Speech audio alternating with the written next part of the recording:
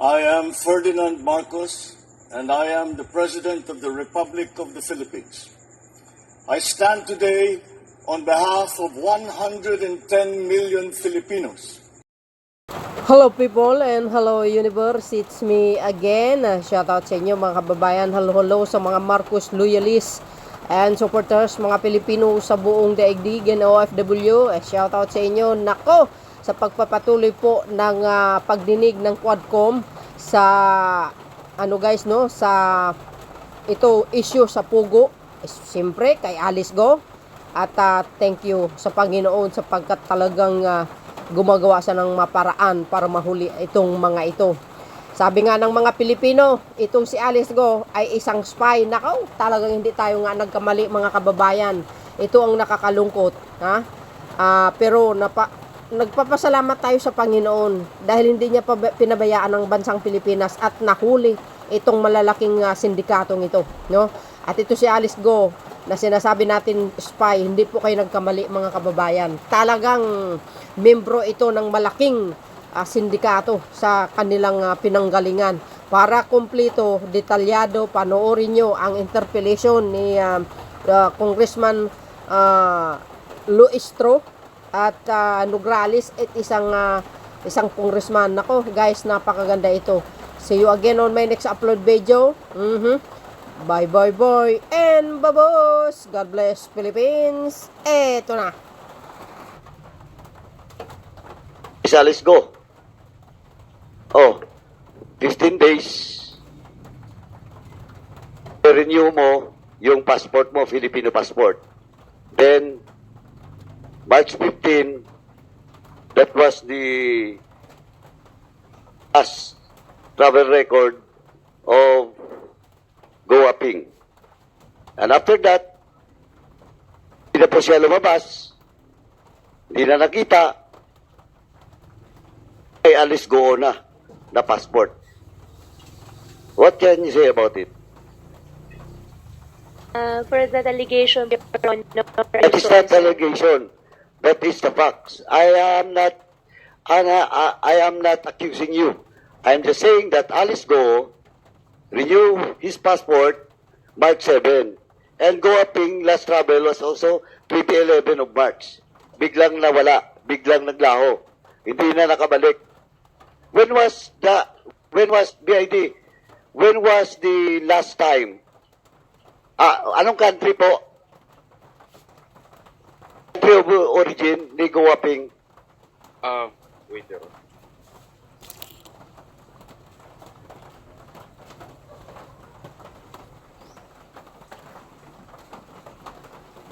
It wasn't indicated here, Your Honor. Okay. During her last trip in 2011, the destination was not indicated here, which is just normal during that time, Your Honor, because the ports were not encoded during that time. But of course, DFA siguro may record kayo. Tama? Kasi tinatatakan yun, di ba? DFA. The records outside, sir? Yeah. Di ba paglabas mo dito sa pagpasok mo doon sa country of entry, may tatak, di ba? Paglabas mo doon, may tatak din. Pagpasok mo dito, tatakan din, di ba? We defer to the BI, sir. Hindi yung passport, kasi wala nga silang record, di ba? Tama? Yes, sir, but if they renew the passport, they keep the passport kasi, so we don't have... Hindi, pero yung records nyo, wala? Wala po, sir. Bakit?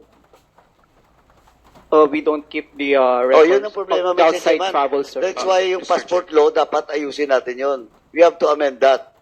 Kasi hindi natin matrace.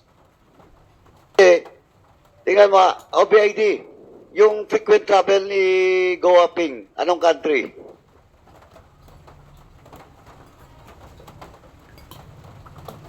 During that time, Your Honor, the destination wasn't indicated yet. So the only way we will find out if the passport is presented and then the departure stamp of the country can be Correct. determined. So problema natin ngayon yan, DFA, kasi wala kayong record. Tama? Yes, sir, we don't because they keep the passport. The applicants keep the passport once they renew the. Anyway, Mr. Chairman, that's why po talaga, i-amend natin yung passport law. Ngayon, nakita na natin, may problema tayo. Di ba? Tracing the passport of Miss Alice Go and Miss Goa Ping. Now, Miss Goa Ping o Alice Go, Alice Go,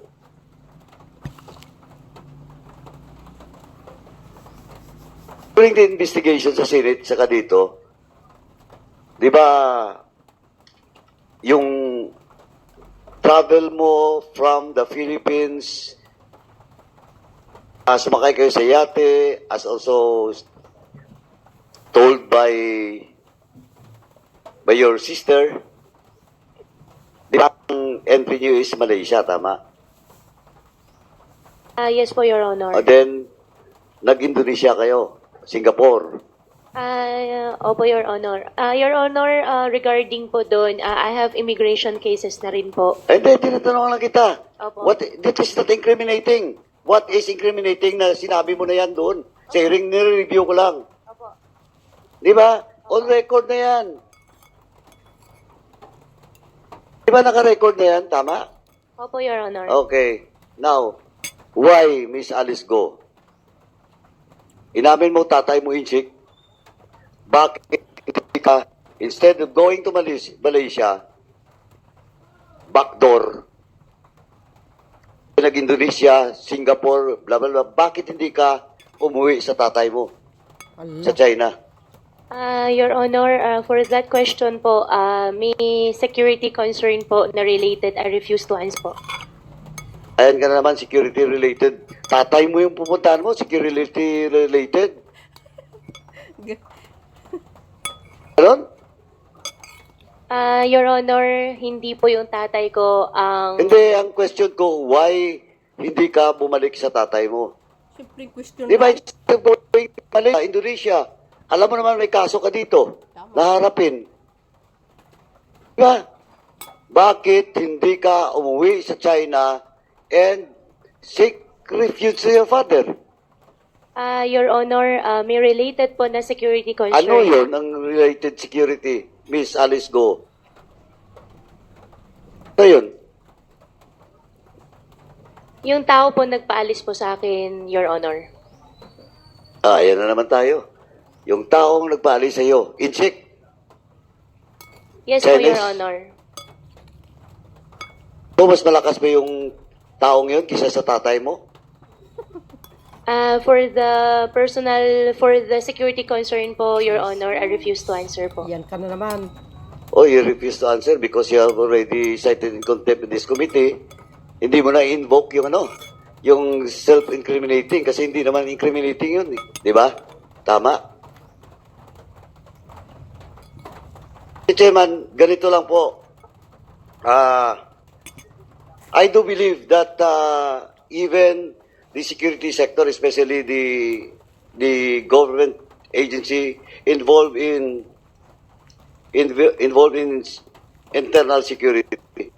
Naintindihan po natin why Miss Alice Go or Go Waping, instead of going to China and seek refuge to his father, hindi siya umuwi doon kasi alam na po natin, alam ng mga security sa security sector natin na yun yung orientation.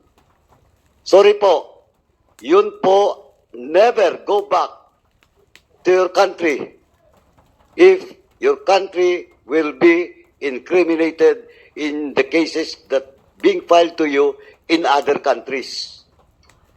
That's spying po, that is spionage. That's the dictum of being a spy. Tama. Hindi ka pwedeng umuwi sa bansa mo if your country masunog po doon sa mga pinagagawa mo doon po sa isang bansa outside of your country. Of course, Miss Alice Go Waping will not admit. Pero sinasabi ko nga, yun yung orientation. Tingnan mo si Xie. Why? Ayaw niya pa-deport. Kasi, pag pinadeport siya, alam niya ang mangyayari sa kanya doon. Di ba, Miss Alice Go? Your Honor, hindi po ako agree. Sorry? Your Honor, I don't agree po. You don't agree? Opo, in the first place po, Your Ah, Honor. no. I'm not saying you don't agree with my jury. I'm not referring to you. Napaka-defensive mo. Ang sinasabi ko lang po, yung dictum doon sa mga spy at in relation to espionage, yun po ang orientation ng mga spy. I'm telling you that you're a spy. Ang sinasabi ko lang po, based on the records and everything, why instead of going and seek refuge to China, in which that is the mother country of your father, hindi po tumuloy yun dahil po, yun po. Just like what happened with Mr. Xi. And all other spy in the whole world na nasunog. Kaysa masunog yung bansa nila, mabuti pang masunog na lang sila. And they will face consequences in that foreign country. Tama. Tulad niya ngayon. For now, Mr. Chairman, I end my interpellation. Thank you po. Ako, life in prison yan, guys. Thank you for the 5 minutes that you will allow me, Mr. Chair. Good evening to everyone. I'd like to redirect, in the interest of national security, as what was mentioned earlier by Deputy Speaker J.J. Suarez, I'd like to direct my questions to Ms. Alice Guo. Ms. Alice, aware naman po kayo that you're still under oath. Tama po ba? Yes po, Your Honor. And Sige, please go And on. Your Honor, I cannot disclose too much because I have 8 pending cases po at the court din po. Okay. And alam mo ba yung may mga statements kayo na nasabi nyo dati sa mga previous hearings in both the Quadcom and the Senate na naging natuklasan na kasinungalingan? Tama po ba? Anong pong statement po, Your Honor? Well, the nationality, your parents, and the like. Tama po ba? Hindi po, Your Honor. Pero now that we're here and almost closing on this na rin, willing ka ba na magsalita ng katotohanan sa Quadcom na ito? Your Honor, ano pong question po? Willing po ba kayo na magsalita ng katotohanan sa Quadcom na ito? Now na patapos na itong lahat. Opo, Your Honor, I have pending cases po at the court. So, anything po na sasabihin ko po dito sa Quadcom may use against me. So, Okay. opo. Alright. Pero even if na mo na may alam din yung Ministry of State Security, willing ka rin ba na mag-confess ng katotohanan sa Quadcom na ito? Your Honor, pa-specify ko po sana yung question po. Yeah. Para I know paano po din po ako makahelp po. Okay. Sige. I'd like to direct your attention po sa ating screen. Can we please flash? Kilala mo ba tong si Xie Zhijiang?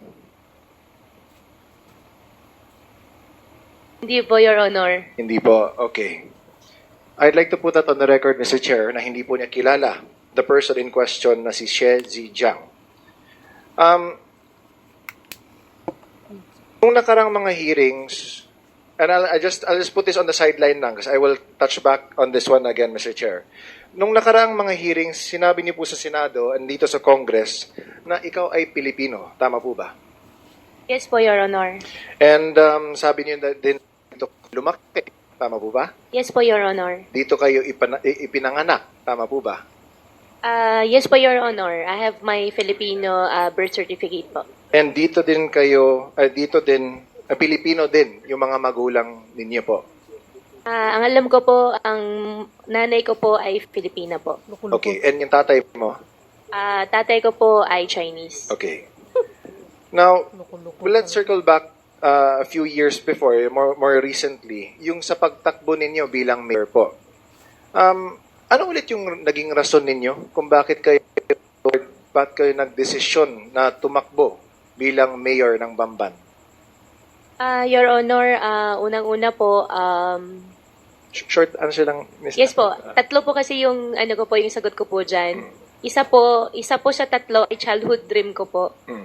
Pangalawa po, sa Bamban po ko lumaki. Gusto ko somehow makapag-share din po ng kung ano pong meron ako. Gusto ko rin po natulungan yung mga kababayan ko po. Pangatlo po, tinulungan din po ako ng former mayor din po namin town para sa kampanya din po. Okay. And saan kayo kumuha ng pondo para tumakbo bilang mayor? Your Honor, 37,000 po ang aming voters. Hindi po ganong kalaki. So, saan lang kayo kumuha ng pondo? Kasi kailangan ng pondo, di ba? Para magkampanya. So, saan kayo kumuha ng pondo? Your Honor, kumuha po ako ng pondo sa negosyo ko po. Okay. And itong negosyo is... Your Honor, lahat po ng negosyo ko po, sinampahan po nila ng AMLAC. So, I invoke my right against self-incrimination po pagdating po sa business po. Okay. Can we show the next slide? Gusto ko lang pakita. So, confirm niyo po, Miss Alice, na kayo po ito sa likod po ng Ford F-150. And yan si Cassie, na nakasakay din ng Can-Am. Ano ba yan? Riker Sport 900?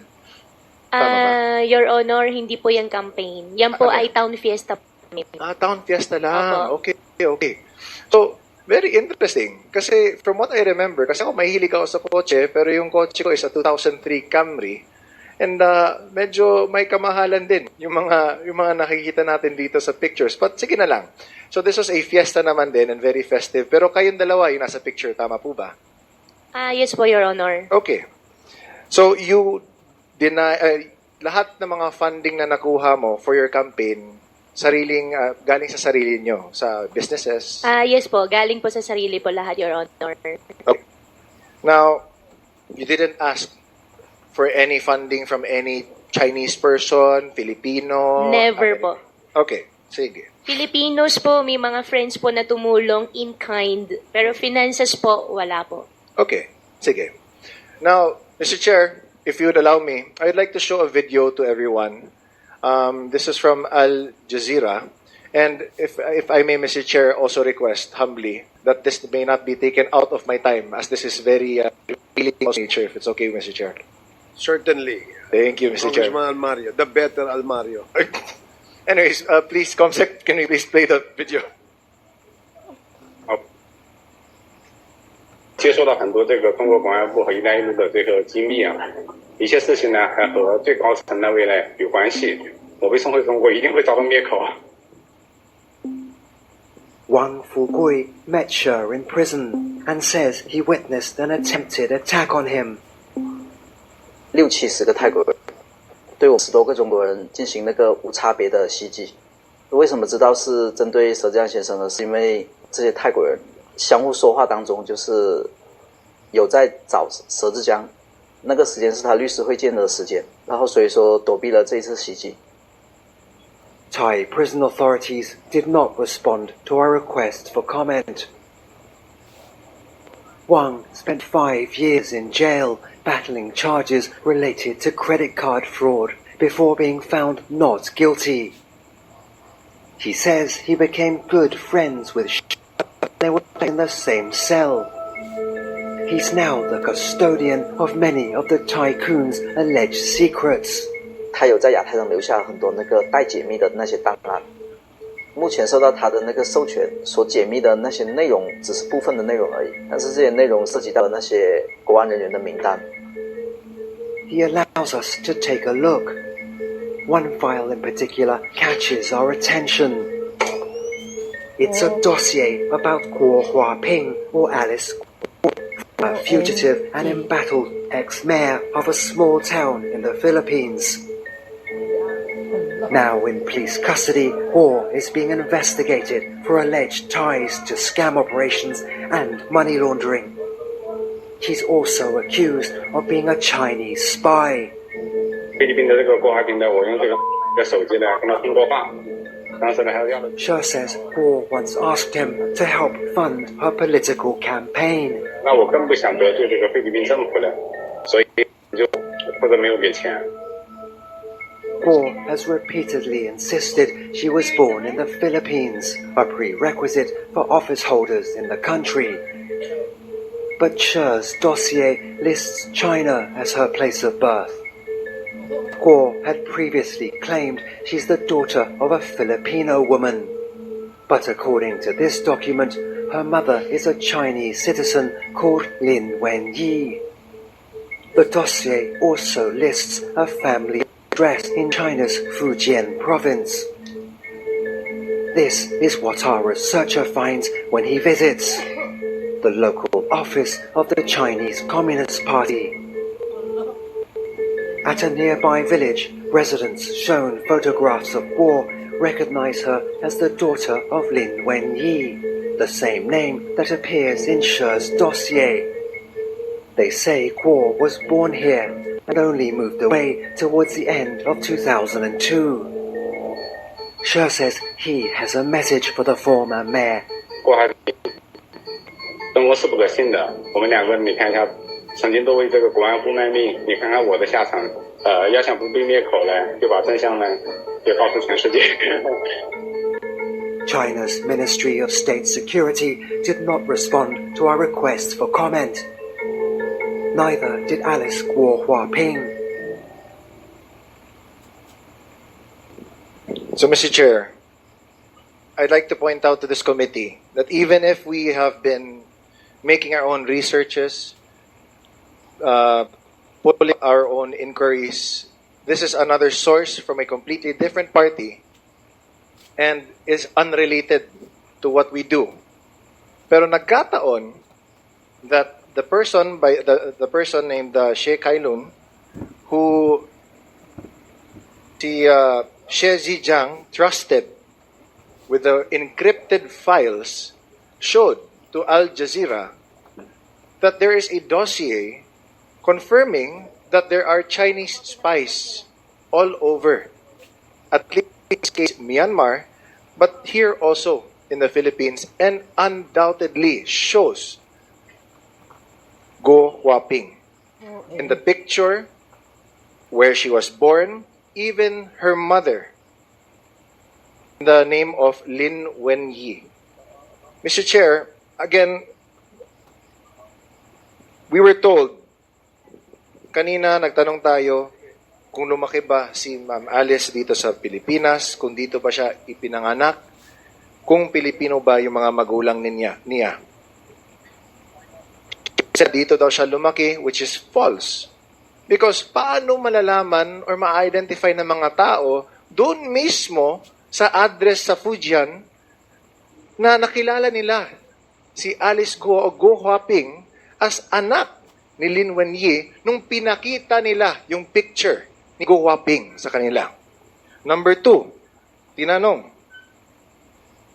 natin kung saan ba siya ipinanganak. Nakita na nga. Doon mismo, she left daw late of 2002. Sabi pa ng tao na in-interview ng Al Jazeera doon mismo sa Fujian. And might we take note, Mr. Chair, na sa video, nung pinuntahan nila yung address na nakalagay sa dossier, sa encrypted dossier, is a local office ng Communist Party of China. So, Mr. Chair, I think this in itself speaks volumes na, no?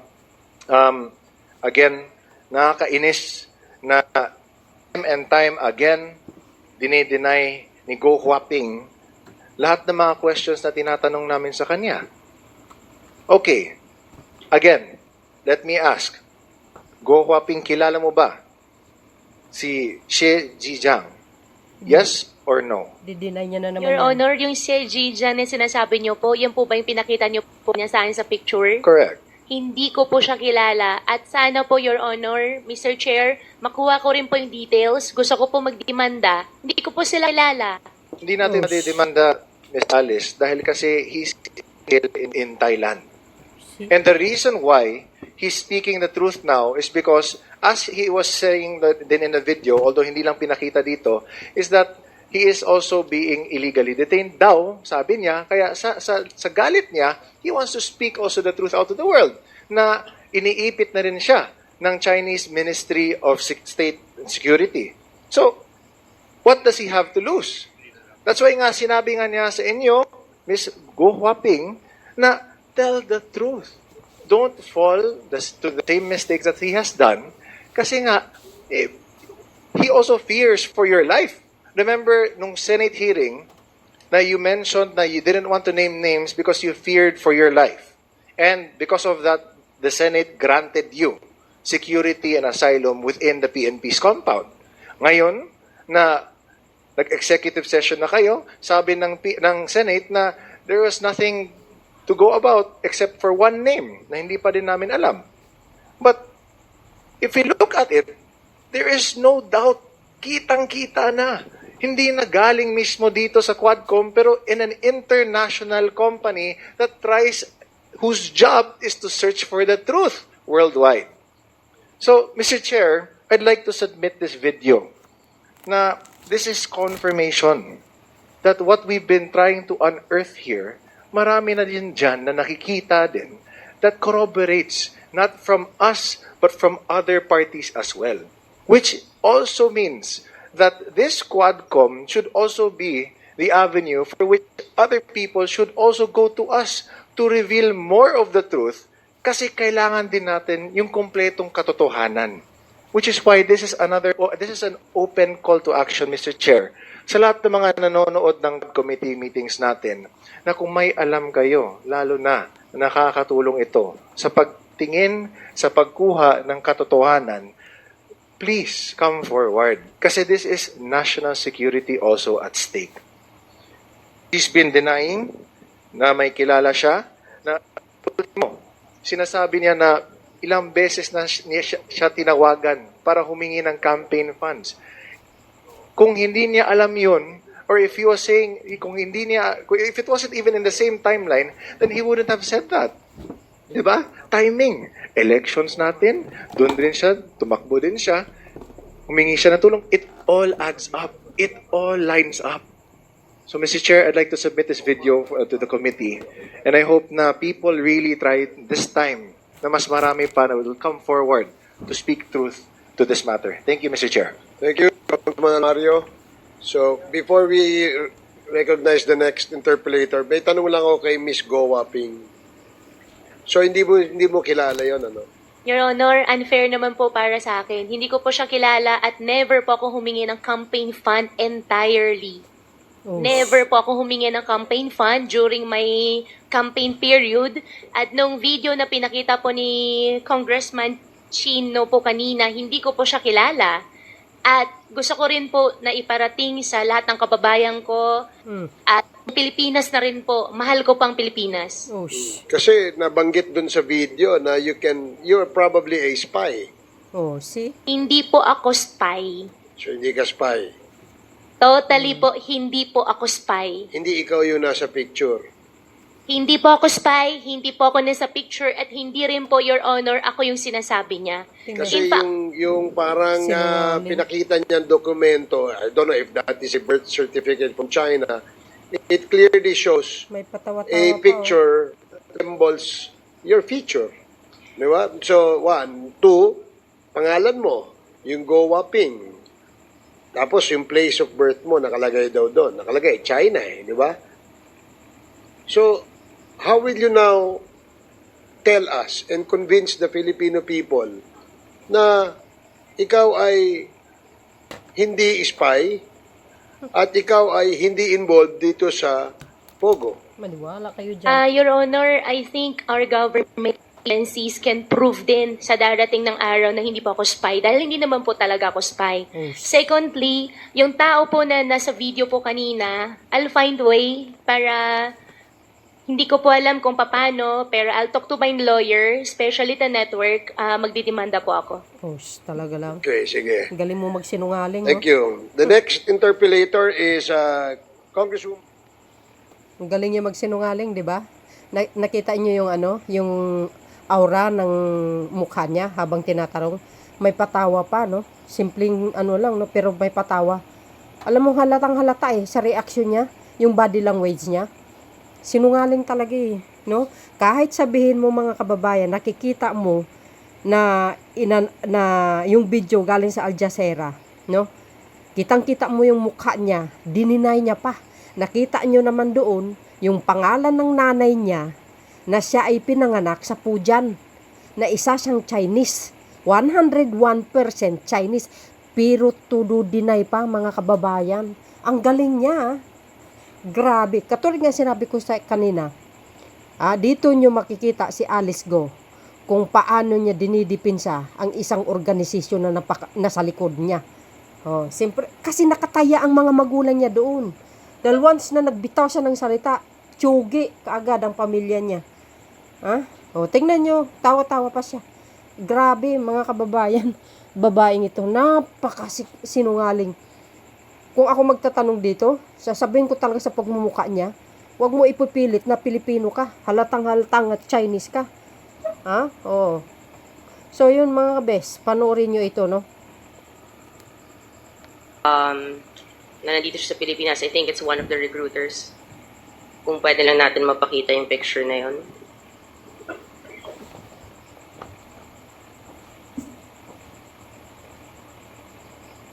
So, ito.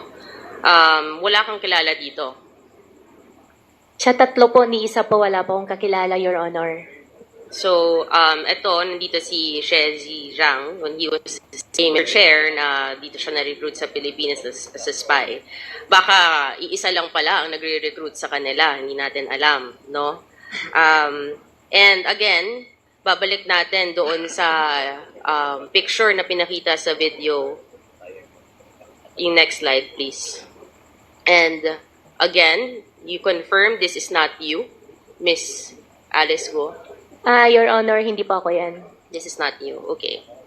Ang katanungan ko, Miss God, because you're saying that hindi mo at dedemanda mo, ano naman mabe-benefit din nitong si Shezi Zhang to name you? Your Honor, I think it's better for you to ask him. Kasi siya po yung naglabas ng video, so siya po nakakaalam ano makakapag-benefit po sa kanya. Definitely, hindi po ako spy. Okay. Relax ka lang. Bakit ka galit? Kasi po, ganun po yung nangyari last time. Sinasabi po nila spy ako. Mahal ko pong Pilipinas, Filipino po ako, hindi po ako spy. Swerte mo, Okay, relax lang. Relax ka lang. Swerte mo, hindi Diba? ako magtanong sa'yo. You don't have to be so riled up if you know the Kawawa ka. truth. Right?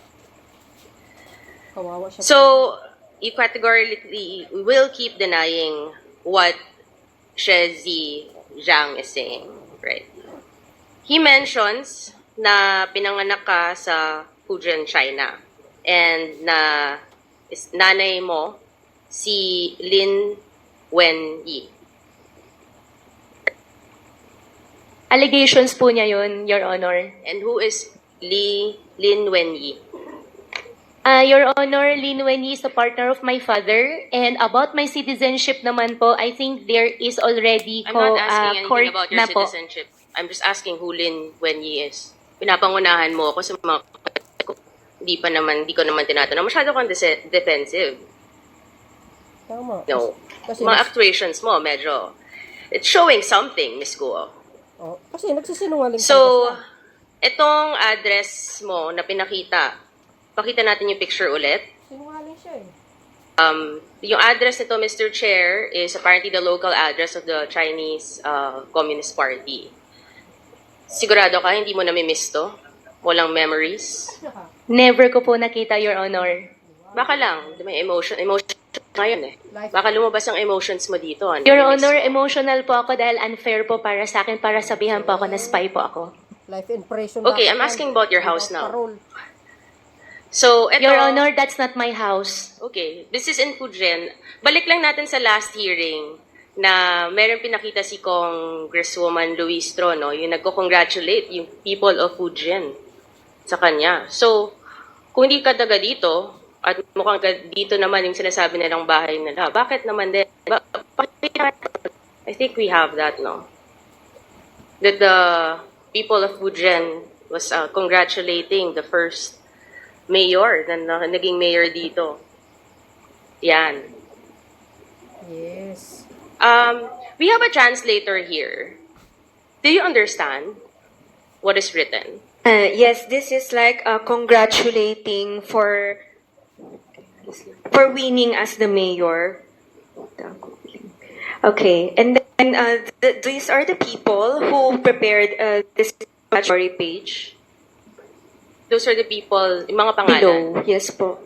Baka kunin natin, Mr. Chair, yung mga pangalan na yan. Yeah, can you please post it again? Yan. Oh. Sino-sino yan?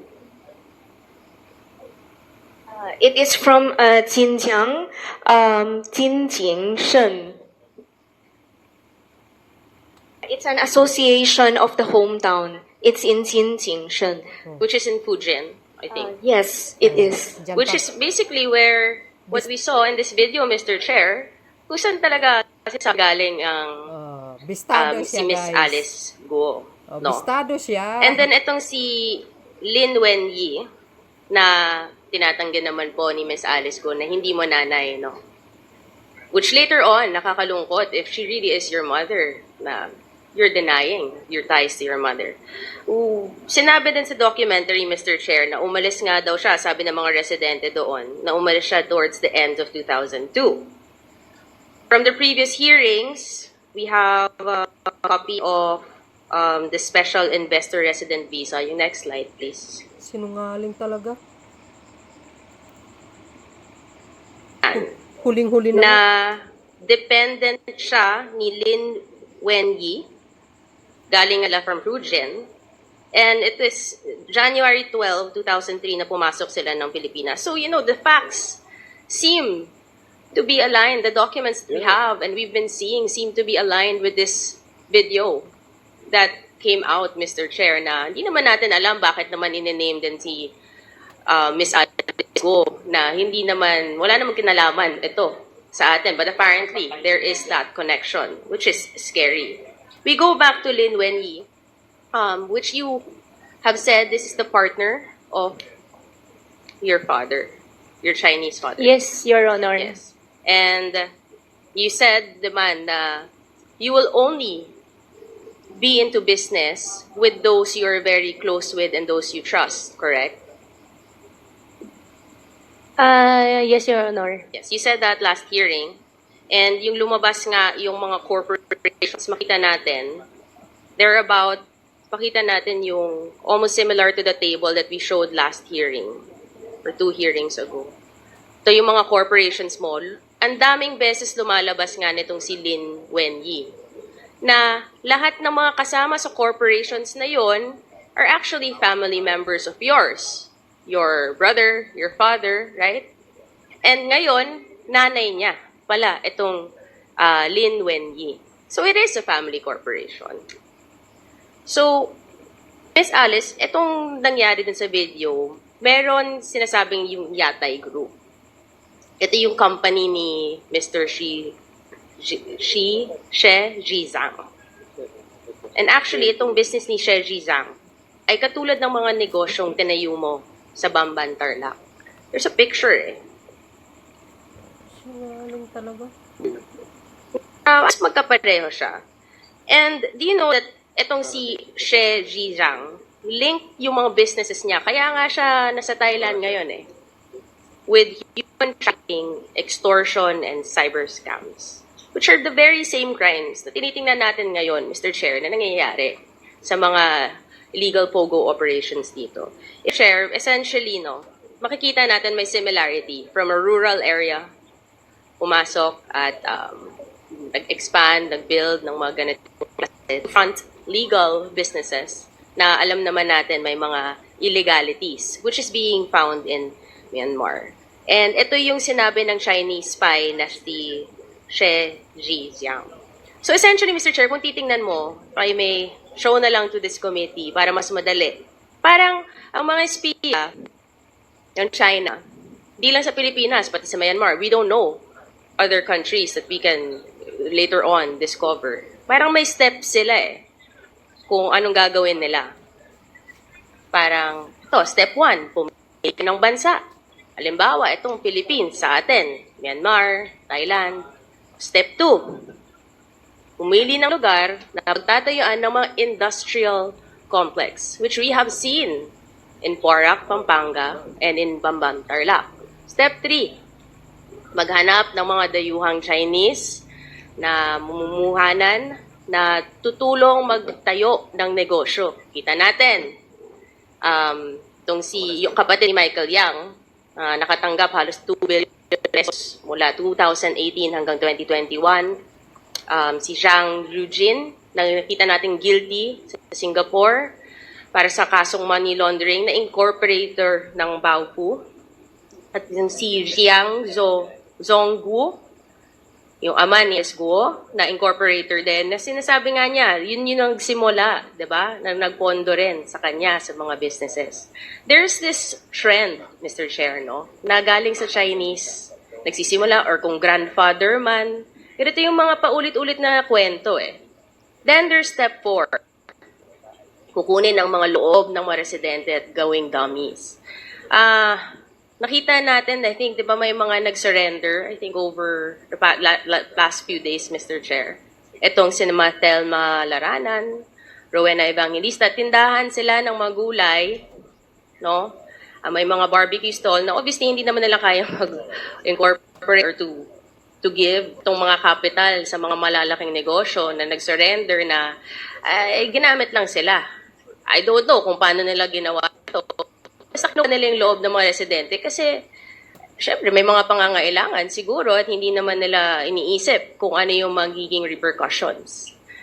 Then there's step 5 na maghahanap ng makapangyarihan na tao na may pera at impluwensya sa gobyerno na alam natin na tinatanungan natin na ngayon hindi na natin makita, Mr. Chair, ang dating presidential spokesperson na kita natin tinulungan niya, bigyan ng permit, ang mga pogo, known personality who's the lawyer and owns several properties connected to what we have been seeing the past few hearings. Then there's step 6, mag-incorporate na ng mga kumpanyang mukhang legitimate sa una. Diba? Nabigyan na natin ng lisensya tong Hongshen and then na-raid yung Baofu compound. Yung Lucky South 99 nagsimula as a BPO, sa BPO at real estate industry. Ngunit inamend na yung AOI niya noong February, doon na pumasok yung POGO. So they can start operating in the guise of a legitimate business na mamaya magiging illegal naman. Then there is the next step, magkakaroon nga ng corporate layering na. At nakikita natin sa mga different corporations like Baofu, itong mga corporation ng mga Yangs, itong mga corporations nila Miss Alice Guo. Nakita natin sa Matrix today, there are so many corporate layers na pag tinignan mo, it all ties back to two personalities who are here. Actually, 3 personalities who are here na magkakasabwat, Mr. Chair. And of course, step 8. Then, dito na, pag nangyari na itong lahat, magkakaroon na ng illegal na gawain na may mga human trafficking, money laundering, illegal gambling, love scams, tax evasions, at iba pa. You know, Mr. Chair, nakakalungkot. So, ito, titingnan natin, steps 1 to 8. Mukhang ito ang, kumbaga, standard siguro nila or mission order ng mga espiya na to. Na nakakalungkot na pumasok sila ng Pilipinas. Pinayagan silang pumasok ng Pilipinas dahil bawal sa kanilang bansa itong mga gambling, offshore, pumasok ang China dito. They took advantage of our country, our laws, our citizens, our resources, Mr. Chair. Nakakatakot dahil hindi to one-sided. Lahat ng mga steps na to, mangyayari lang at pupunta sa next step kung pinayagan to ng gobyerno. There are steps and there are processes. At sinabi ni Malibu na our government agencies can prove naman daw. Diba? Kasi alam niya, hindi naman gagalaw to, hindi mangyayari to kung walang approval ng mga government agencies. So paano to nakalusot, Mr. Chair? Yun yung tinitingnan natin. Kaya natin ginagawa to. Yung government ng Pilipinas natin, paano nangyari to? Para nakapasok ang China dito? Paano ka nakalusot ang isang Chinese spy dito? At malala, paano naging parte ang isang Chinese spy sa gobyerno natin na binoto ng mga Pilipino? Paano nangyari to? Sino ang pumayag na mangyari to? Akala ko ba, Mr. Chair, diba the Philippines is not for sale? Yun yung sinasabi. Baka kaya naman palang the Philippines is not for sale Dahil siguro as early as 2017, ay yung nagsimula tong lahat ay mukhang nabenta ng Pilipinas. So sino ba ang nagbenta ng Pilipinas sa China? Yun lang po, Mr. Chair. And I will end again to Ms. Alice Guo with the message of your fellow Chinese spy to you. So sana medyo matauhan ka ng konti. Can we just play? Oh, sige guys. Sino ba nagpayag na gawing legal ang pugo? Eh di ba 'yun ang sinabi ni Digong? Ha? Oh, na maganda daw ang pugo. Oh, sige ilagay ko nga sa screen ko 'yan. See, tingnan nyo, napapasukan tayo ng mga spy. Kagagawan din ng mga pinuno na talaga namang maluwag ang kamay sa mga banyagang katulad nila. Eh di ba sabi nyo, best friend ni Xinjing yan? Oh, tingnan nyo, anong nangyari? Eh di ba sabi ni dating ex-Supreme Court Justice na si Carpio, ay sinuko ni Digong ang West Philippine Sea sa bansang China. Kaya tingnan mo, hinaharas tayo eh. Hindi naman siguro mga kababayan manghaharas yan, ang mga yan kung walang kadahilanan. O yun. Kaya, well, anyway mga bes, ano ang kapalagayan nyo? Ayun, solid na solid Sinabi ni Congressman na spy ang mga yan. Tama nga ang sinasabi ng ating mga kababayan, spy sigo. Ayan, todo deny pero halatang halata, huling-huli sa mga ebidensya na spy talaga sila. Galing talaga ang galing talaga ng organisasyon na ito. Ang laking yan, malaking organisasyon yan guys. Tingnan nyo, isa-isa na lang mga Asian country.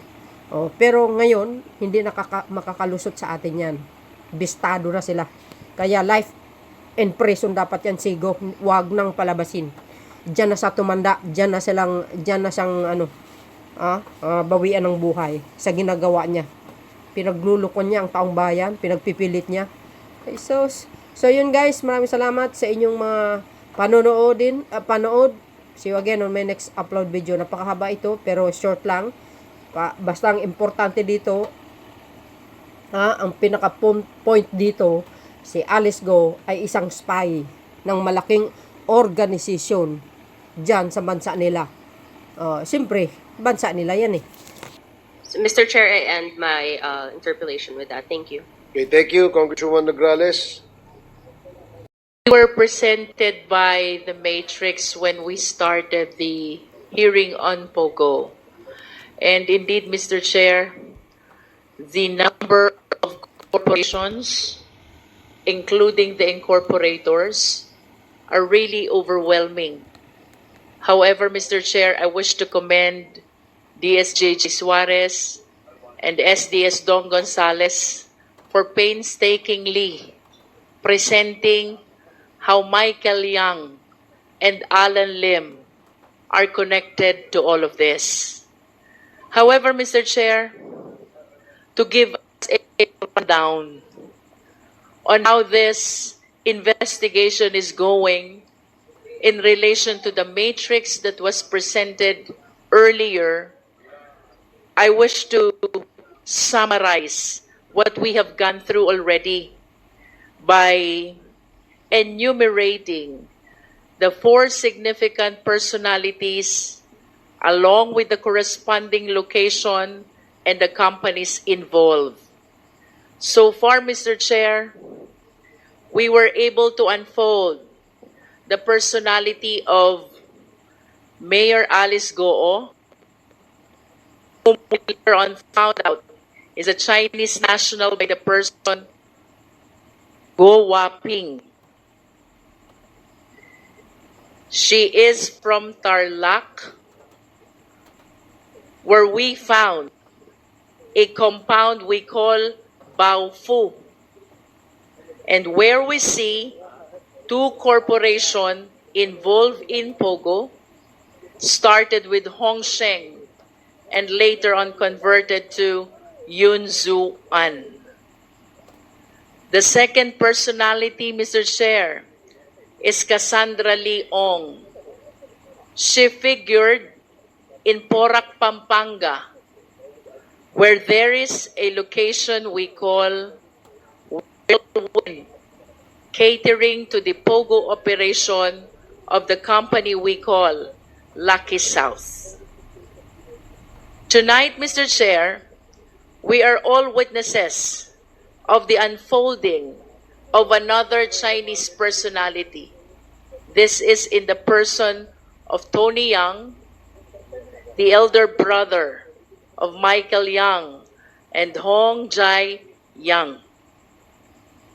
This time, Mr. Chair, the location is Cagayan de Oro, where there is such a compound we call Alwana Compound, and allegedly there are two companies involved in POGO operation.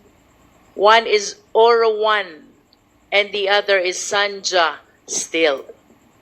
Ultimately, Mr. Chair, what surprises us tonight is the seeming link of Miss Alice Goo, one of the Chinese POGO operator, with a self-confessed Chinese spy by the name She Yang Zheng. Apparently, Mr. Chair, based on the documentary that was presented, he operated a POGO corporation also. This one is in Myanmar, near the boundary of Thailand. And the name of the corporation is Yatai International Group, Mr. Chair. At this point, Mr. Chair, being the lead agency in this investigation, I wish to request the PAOK, from their perspective, how do we connect these four already significant Chinese personalities figuring in our POGO investigation, Mr. Chair? May we request Director Casio.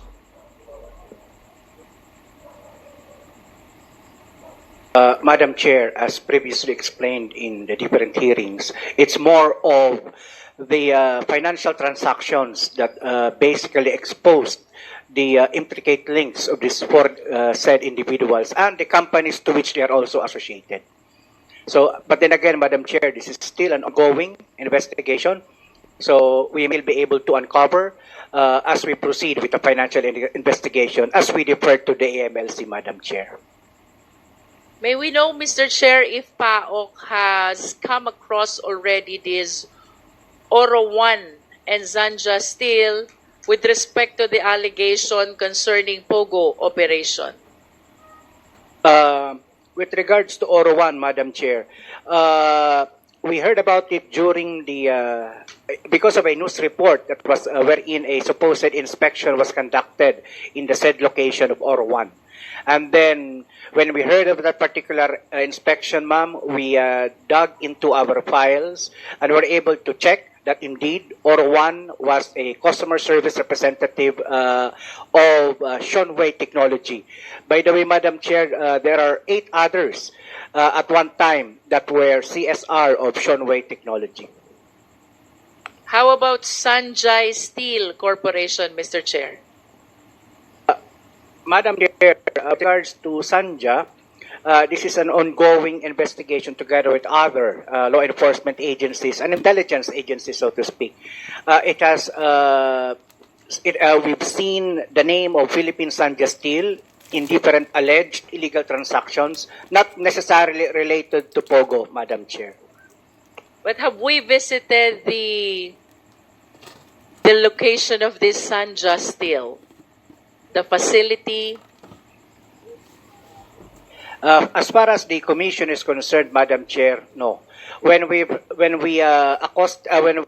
Bureau of Immigration was able to apprehend Mr. Yang last week at the Ninoy Aquino International Airport, we've received reports that a good number of vans left the compound early morning of the same day, the following day that he was apprehended, supposedly with the purpose of bringing out the foreign nationals in the area. I understand that the only case that Tony Yang is facing right now is violation of immigration law. Is this correct? That is affirmative, Madam Chair. Do we have AMLA here? Mr. Chair, I wish to ask the AMLA if he's seeing any case which can possibly be filed against Tony Yang concerning his several corporations here in the Philippines, particularly with respect to violation of the AMLA. Magandang hapon po, Madam Chair. Madam Chair, May we request the resource speaker to please speak louder and maybe closer to the microphone? magandang hapon po, Madam Chair. Money laundering is a derivative crime, meaning it has to proceed from an unlawful activity. As mentioned by Dr. Casio, what Mr. Yang is facing right now is violation of immigration law, which is not a predicate offense under the AMLA. But just the same, Your Honor, we are gathering all information, personalities that come up during investigation. We gather intelligence information and we investigate, Your Honor. Mr. Chair, I wish to direct my question this time to Alice Goo.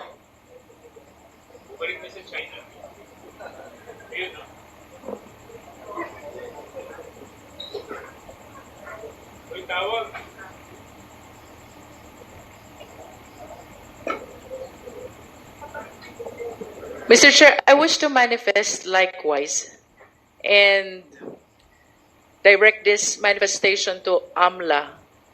That I understand that there are cases already filed against the incorporators of Brick Hearts,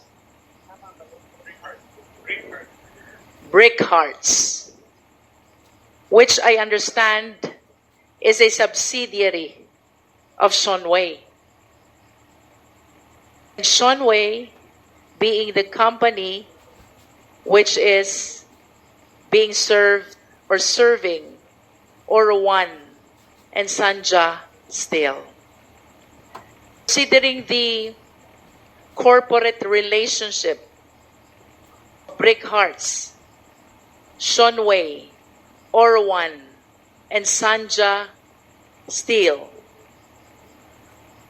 are we not considering any possibility of violation of AMLA, having the cases filed already involving Brick Hearts as the predicate crime?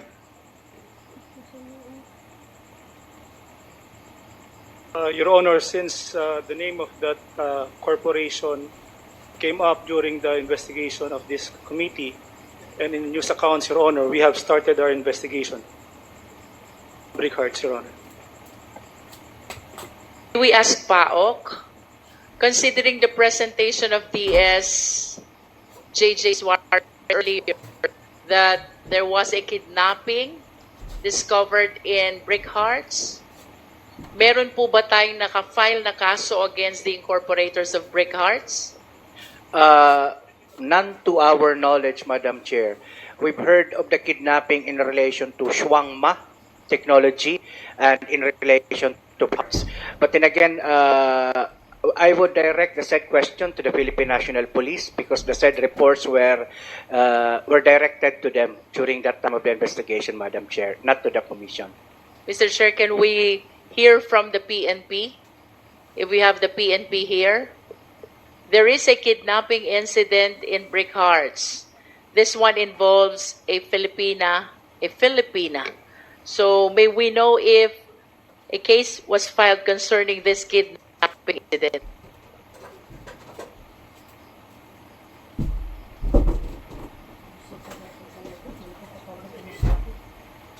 Mr. Chair, this is the corporation layering that we have been explaining since day one of our investigation.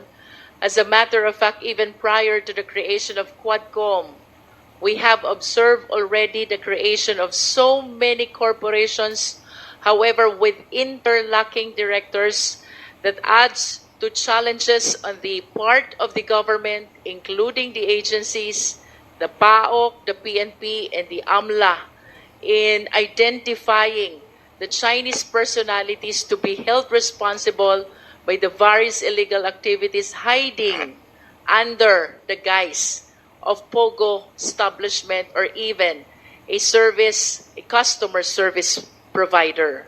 Do we have PNP here? Yes, Madam Chair, from the IDM, Colonel Landicho, sir, ma'am.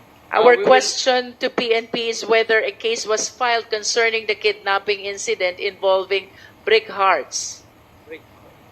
We will check on that, ma'am.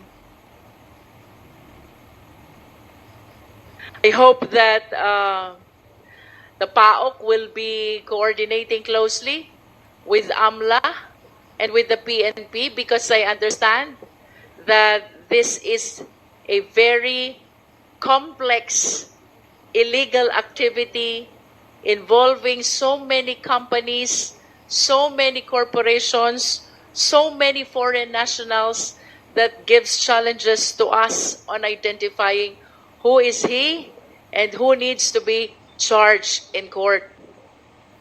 Madam Chair, rest assured, I will bring this matter to our Undersecretary and to our Chairman, and we would do our best to coordinate with the said agencies in relation to Brick Hearts and Shuangma, because Brick Hearts has figured in so many POGO investigations already, Madam Chair. I lament, Mr. Chair, that while we have unfolded already the personality of Cassie Ong, of Alice Goo, of Tony Yang, and even She in the documentary, I understand that there are still several corporations hiding under the guise of being a Filipino corporation, also hiding under the guise of being a BPO or customer service provider. I hope we can look into all of this, especially those companies which were mentioned in the matrix at the early part of our hearing, Mr. Chair. And can we ask Alice Goo now?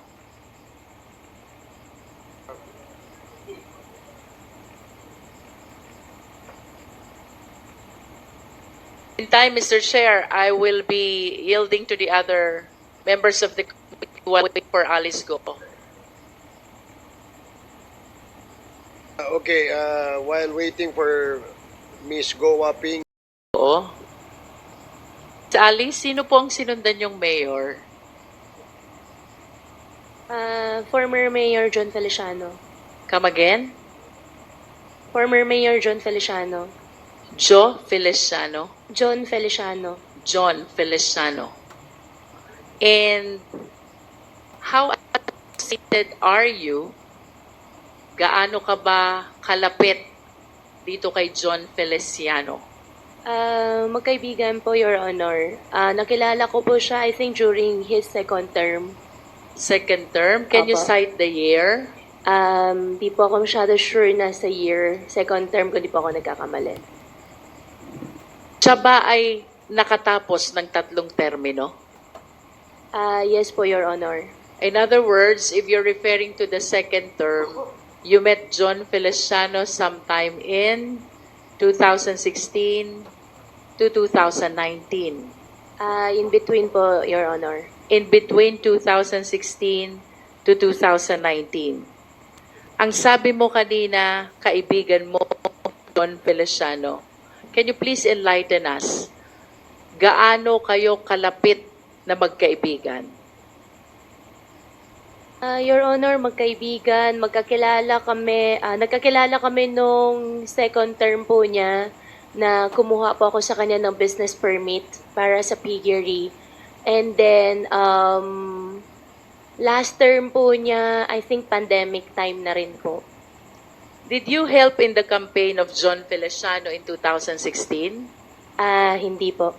Did you help John Feliciano in 2019? Hindi din po, Your Honor. In other words, since you met John Feliciano, wala kang naitulong sa kanya pagdating sa kanyang kampanya. Is that correct? Financially, wala po. What do you mean by financially? If not financially, then what else or how else will you help him politically? Of course, Your Honor, yung mga ibang botante po namin sa farm, kinakampanya po namin, yung mga ganun lang po. And how many voters do you have in your farm? I have, during that time, ngayon po kasi wala na. Totally wala na. During by that time po, siguro po more than 50 or more than 70 po. Alam mo, Alice, mahirap tumakbong mayor. As a matter of fact, it is very difficult to win kung wala kang leaders, supporters, na tutulong sa'yo. Since you've known John Feliciano since 2016, kung hindi ikaw ang tumulong sa kanyang politika, then who did? Sino ang tumulong kay John Feliciano? Your Honor, I think the former mayor is here po. Better siya po yung sumagot kasi hindi rin po ako yung tumulong po sa kanya. May we ask John Feliciano, the former mayor?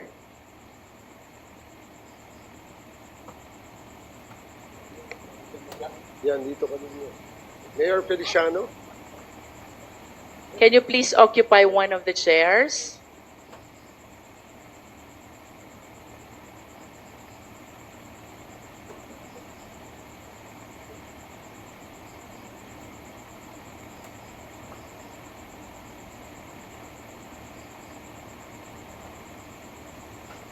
Yes, Madam Chair. Mr. Feliciano, since based on the manifestation of Alice Goo, wala naman siyang naitulong siya sa'yo 2016 and 2019 na eleksyon. Sino ang mga gabanban na malaki ang naitulong sa'yo during those times of election? Madam Chair, our town is small, 40,000 votes. During my term, I introduced a lot of improvements in my town. Mr. Chair, can we direct the resource speaker to please be responsive to the question? Ang tanong po, Mr. Feliciano, sino po ang tumulong sa inyong manalo 2016 and 2009 election? Before you answer, Mayor, can we ask the committee secretary to administer the oath of? Have you taken your oath? Yes, sir. Okay, sige, please. Please continue, Congresswoman Luistro. Mr. Feliciano, did you get the question? Yes, ma'am. Bali, on my town, ang tumulong po sa akin, yung mga kababayan ko po. So, yung mga kapitan, yung mga leaders ko, and yung mga family members ko po sa bayan namin. How about your vice mayor? Did he help you? Kasama din po sila. Si Vice Mayor William Cura po ang kasama ko. Malaki ba ang naitulong sa ni Vice Mayor? Physically po. Physically. How about council members? Did they help you?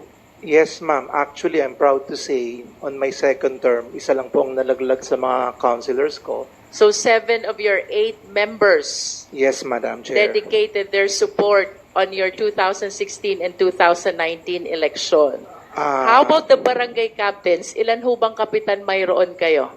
Out of the 15 po, sa akin po lahat sila. And on my last term, wala po nalaglag sa ticket ko. 10-0 po kami lahat. How many barangays do you have?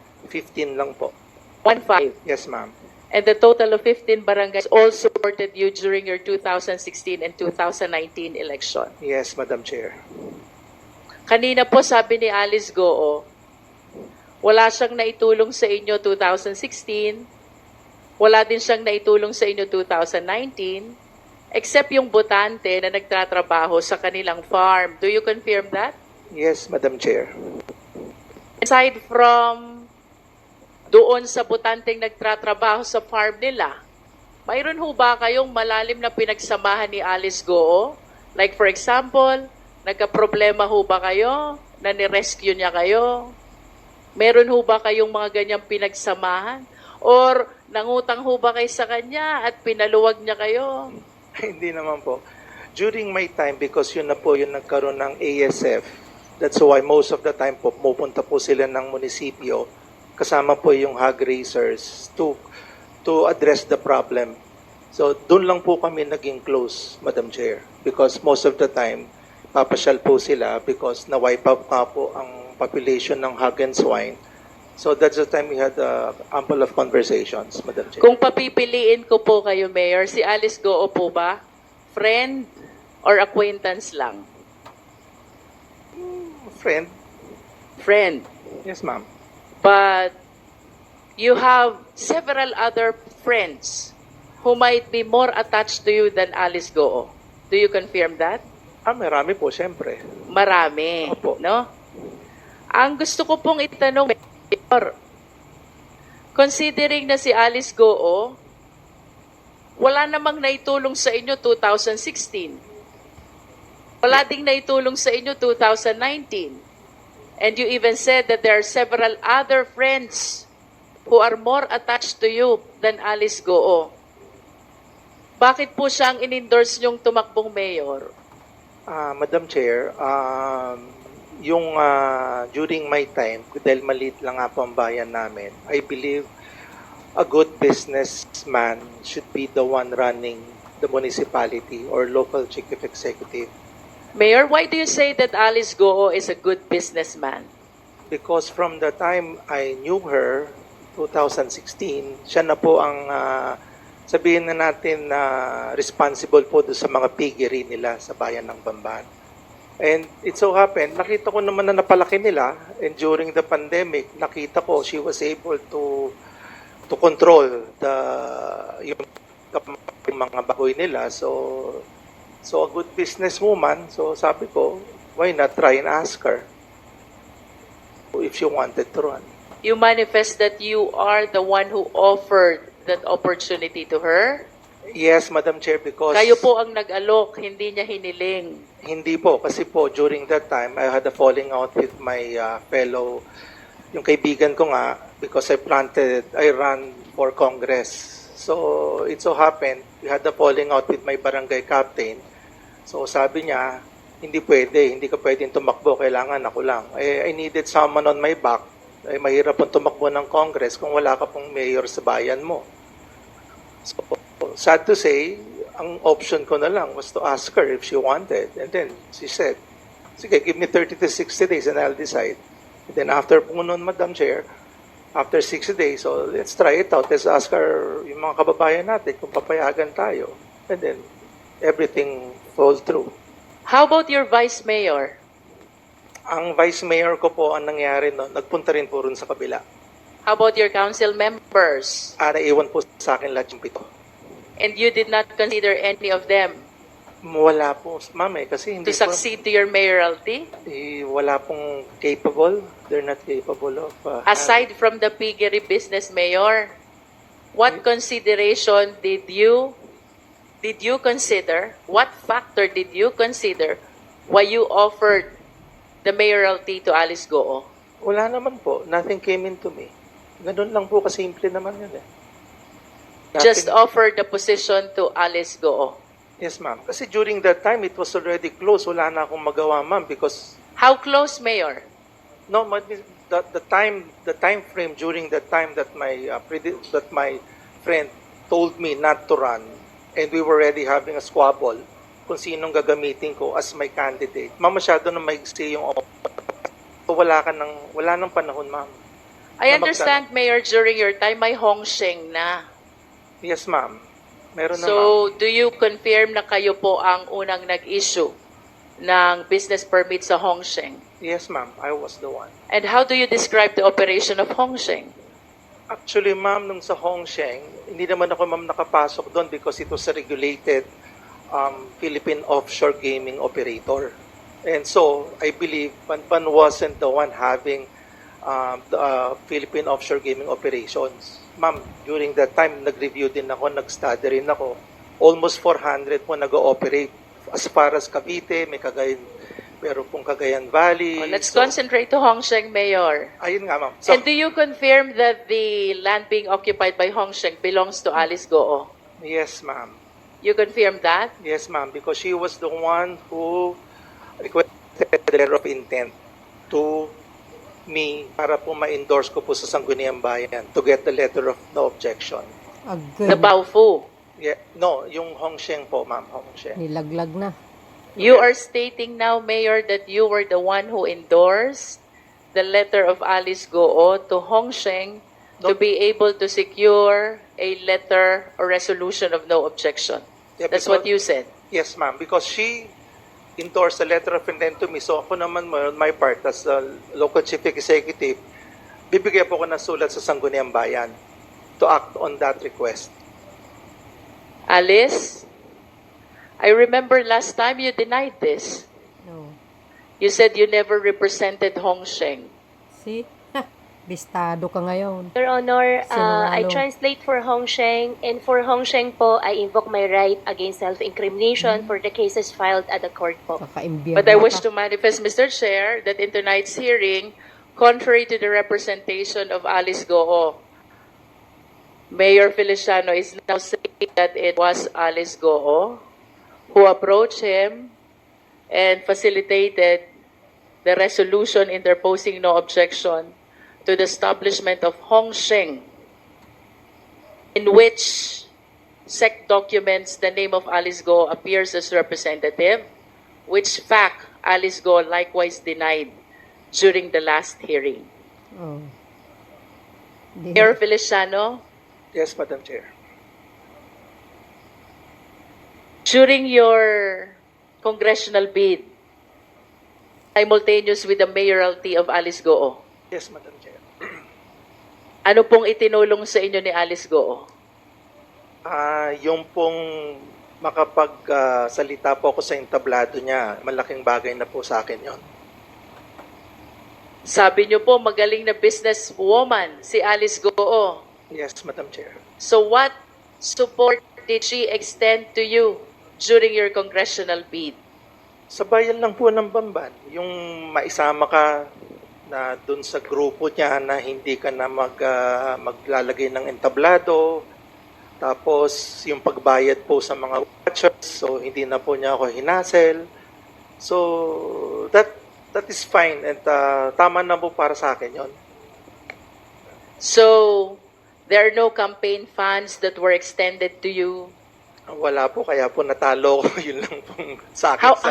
How many towns do you have in your district? Madam Chair, we have 4. 4 towns. Yes, Madam Chair. And ang naitulong lang ni Alice Goo is the audience Yes, Madam Chair. during the campaign period. Tama ba? Yes, Madam Chair. Is that the only thing that you're expecting from the businesswoman whom you describe as a very good businesswoman? On my part po kasi, Madam Chair, what I learned was when you try to run for office, kung may magbibigay ng tulong, salamat. Kung wala, salamat din para at least wala pang magsisisihan sa bandang uli. I'd like to go back to Hong Sheng, Mayor. Yes, Madam Chair. Mayor, do you understand that this Hong Sheng was later on found out to be a POGO operation? Madam Chair, yung pong letter of no objection was part of a PAGCOR license given by our gaming industry. So alam ko po na ganun talaga siya. And I believe Philippine offshore gaming operators are legally in a sense. Can you describe to us how many buildings are erected in Hong Sheng? I'm not really sure kung ilan po yung approximate 5 or 6. And do you recall kung magkano ang real property tax na ibinabayad sa inyo during that time? Ngayon po, more than 15 million po. During your time, Mayor? Yes, that was yung pong pagbaba ko po. More than 15 million? Yes, ma'am. And where were you nung na-convert ito as Yunzuan Corporation? Wala na po Was ako it noon. during your term? No, hindi na po. Because later part na po kasi yun noong 2022 eh. And then, baba na po ako noon. How about the Baofu land, Mayor? When Alice Go acquired this land, what is the classification of this land? This land was agricultural and then she requested for a reclassification way back 19. So it was during your time when the land was reclassified? Yes, Madam It Chair. was reclassified from agricultural to industrial. Do you confirm that? Residential and commercial, Madam Chair. From residential to No, commercial? agricultural, residential / commercial. From agricultural to residential, commercial. And Yes, per ma'am. your recollection, do you believe that the requirements for reclassification were duly complied with? Yes, Madam Chair, I believe so. Yes. And with respect to Hong Sheng, Mayor, the entire process of this resolution or letter interposing no objection, it was Alice Goo who was representing Hong Sheng. Do you confirm that? Yes, Madam Chair, because her name was written also on the Sangguniang resolution. And aside from the name being written in the Sangguniang Bayan resolution, it was Alice Goo, or likewise, who is lobbying with the Sangguniang Bayan, and even in your office. Do you confirm that? Actually po, hindi naman nag-lobby. She just submitted the letter of intent. How To many my- times did she visit your office to represent Hong Sheng?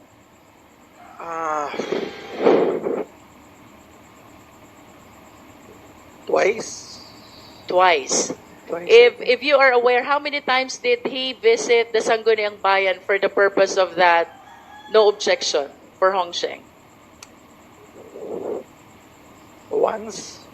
I wish to manifest, Mr. Chair, that contrary to the statement of Alice Goo, that she never represented Hong Sheng during its application for permit and even in the issuance of letter or resolution of no objection, John Feliciano is now testifying that it was Alice Goo who represented and facilitated the no objection resolution for Hong Sheng, the POGO operation. I submit, Mr. Chair.